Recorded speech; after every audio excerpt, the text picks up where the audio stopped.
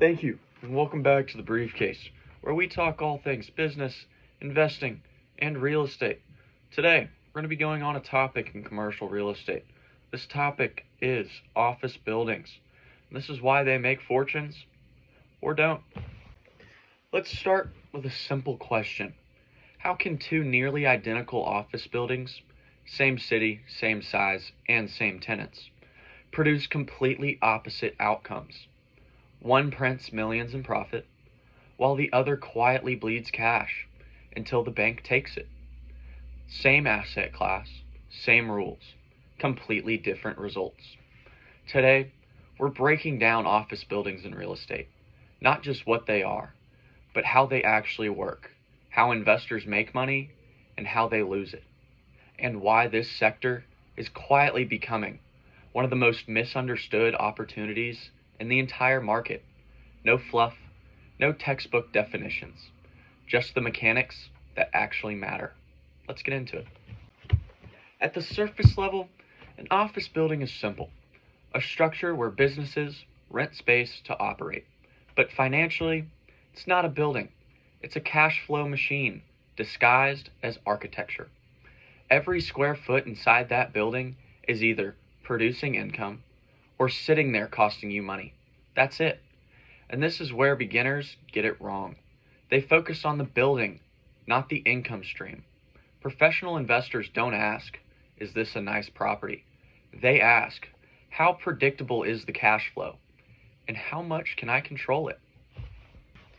There are only three real ways office buildings generate profit. Number one, rental income.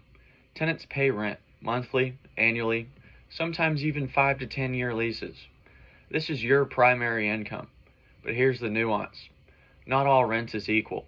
A law firm signing a 10-year lease is not the same as a startup on a 1-year agreement.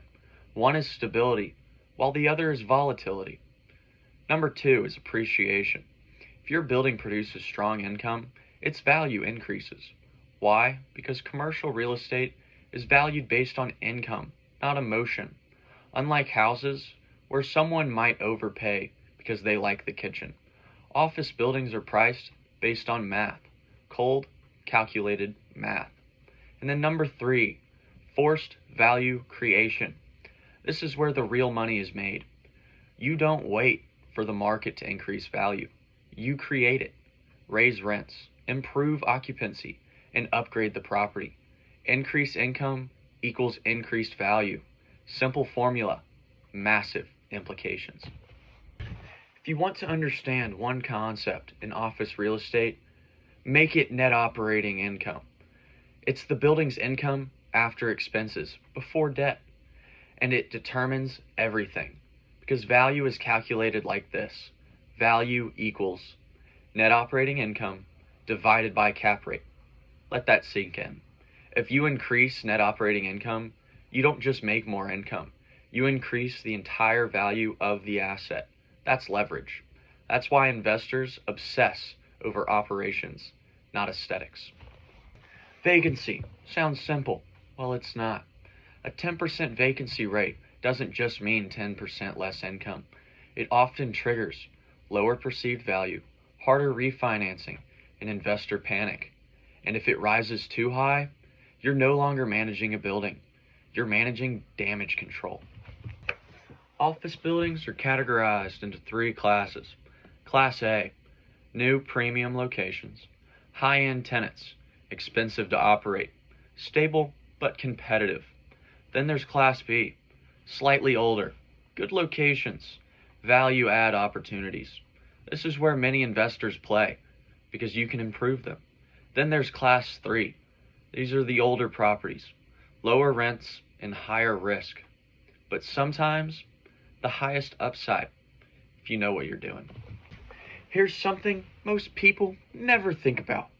Who pays the expenses? Well, there are three main lease types. Number one, gross lease. The owner pays most expenses. Then, net lease. The tenant pays some expenses. And finally, the triple net lease. The tenant pays almost everything. The difference between the three? The profit margins.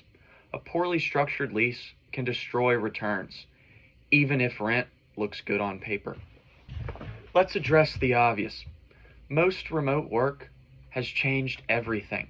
Companies realized they don't need as much space. Demand dropped, vacancy rose, and values declined.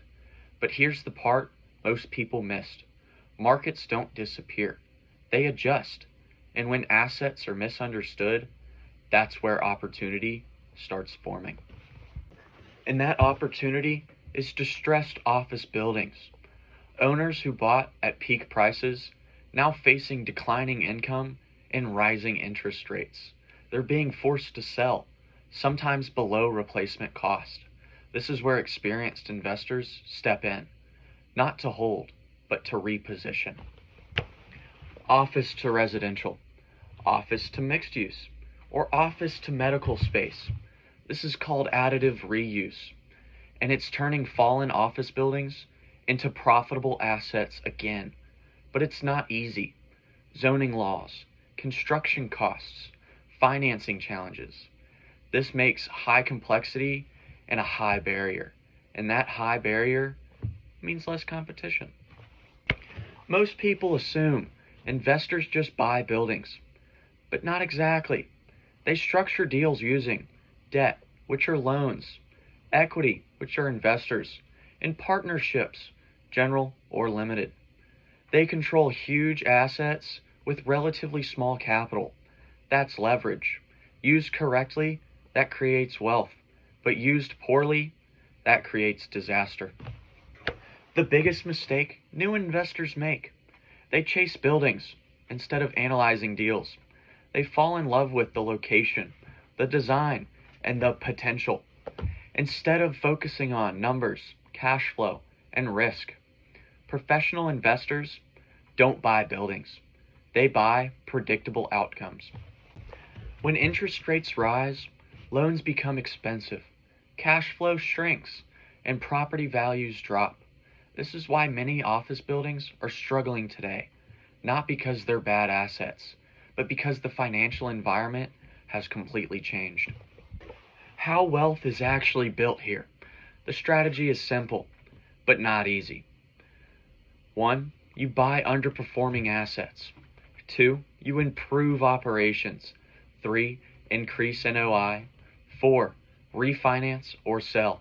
Then, repeat. Over time, investors scale from one building to multiple assets to entire portfolios. Why this still matters. Office real estate isn't dying, it's evolving. The investors who understand the cash flow mechanics, market shifts, and value creation will still win. The ones who rely on old assumptions, they'll get left behind. At the end of the day, an office building is just a container. The real asset is the system inside it, the leases, the tenants, and the structure of the deal. Master that, and the building becomes predictable. Ignore it, and even a perfect property can fall. And thank you for sticking with the briefcase today. If any of these facts about office buildings were insightful or confusing to you, please leave a comment down below. And if you enjoyed this video, make sure to like it and subscribe. Now remember, stay smart.